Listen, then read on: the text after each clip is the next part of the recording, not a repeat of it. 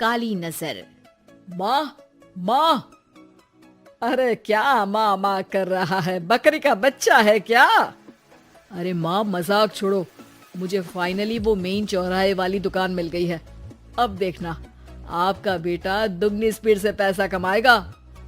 ओफो, ये क्या? मेरी ऑनलाइन मेकअप क्लास चल रही है। इतनी जोर से क्यों बोल रहे हो आप दोनों? अरे मेरी धर्म पत्नी जी, मेकअप क्लास बाद में करना। वो चौराहे वाली दुकान मिल गई है हमको। अरे वाह, रुको मैं अपनी माँ को फोन लगाकर बता देती हूँ। अरे मैं भी अपने रिश्तेदारों को बता देती हूँ, कितनी खुशी की बात है। हाँ हाँ, मैं भी अपने दोस्तों को बता देता हूँ। 1 हफ्ते बाद रजिस्ट्री है। बस घर में खुशी का मौका था। उन तीनों ने अपने अपने फोन उठाए और लोगों में बात फैलाना शुरू कर दिया। और रही सही कसर श्वेता बहू ने अपने पड़ोस में सबको बताकर कर दी। अरे वर्मा आंटी, अब हम भी जल्दी कार ले लेंगे। घर का रेनोवेशन होगा और ठाट से रहेंगे हम भी।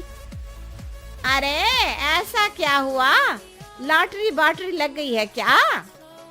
अरे इस बार चौराहे वाली मॉल में हमको भी दुकान मिल गई है। दुकान नंबर 21, जो एकदम चौराहे पर है। अब ग्राहक बढ़ेंगे तो आमदनी भी बढ़ेगी ही ना। अरे वाह, कितनी खुशी की बात है।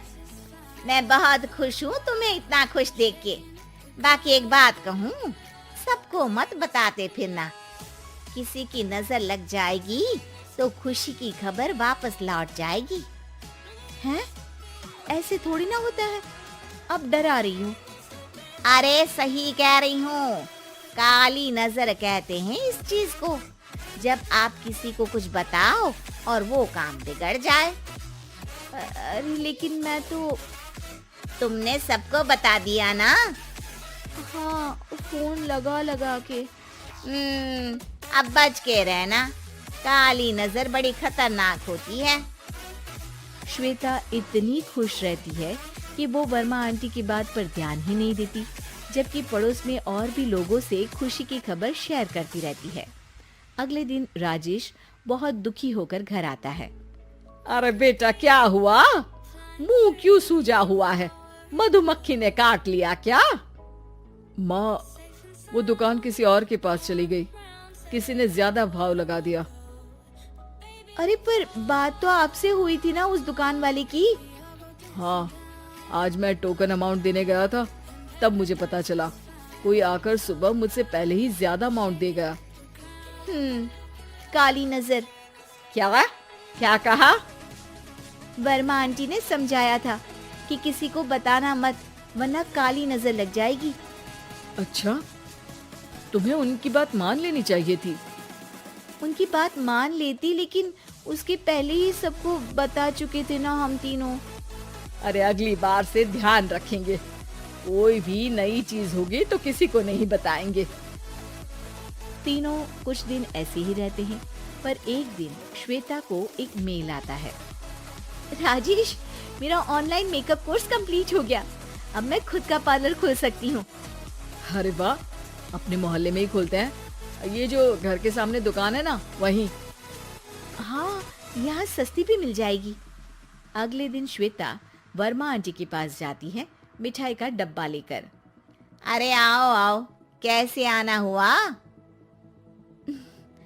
जोर से नहीं बोलूंगी। वो सामने वाली दुकान है ना, वहाँ मैं अपनी पार्लर की दुकान खोलने वाली हूँ। उसकी मिठाई है। अरे वाह, बहुत बधाई हो तुमको। हाँ, मैं कमाने लगूंगी तो राजेश पर पूरे घर का बोझ नहीं रहेगा ना आंटी जी। ये तो है, पर ये बता कि तूने ये बात किसी और को तो नहीं बताई ना? अरे नहीं नहीं, पिछली बार गलती कर दी थी। काली नजर लगी किसी की और राजेश के हाथ से वो दुकान चली गई थी। सबको मत बताना। चलो मैं चलती हूँ, कल दुकान की बात करने भी तो जाना है। अगले दिन श्वेता दुकान के लिए मालिक से बात करने जाती है। अरे लेकिन दुकान तो हम कल रात को ही किसी को दे चुके हैं। कल ही? हाँ, कल ही। 2 दिन बाद कोई यहाँ पार्लर भी खोल लेगा। अब कहीं और दुकान देख लीजिए। अरे पर हमको भी तो पार्लर ही खोलना था। हाँ भैया, एक ही दुकान है, आधी आधी तो नहीं दे सकता ना मैं। राजेश और श्वेता घर पर हताश होकर आ जाते हैं। इस बार तो किसी को बताया भी नहीं था, अब किसकी काली नजर लग सकती है। सुनो, तुमने माँ को बताया था क्या? अरे कैसी बात कर रही हो, माँ की नजर थोड़ी ना लगेगी। पक्का तुमने किसी को नहीं बताया था ना? सिर्फ वर्मा आंटी को बताया था, उन्होंने ही मुझे किसी को नहीं बताने को कहा। अरे यार, तुम भी सही हो, मेरी माँ को नहीं बताने को कह रही हो, पर वर्मा आंटी को बताना तुम्हें जरूरी लगा।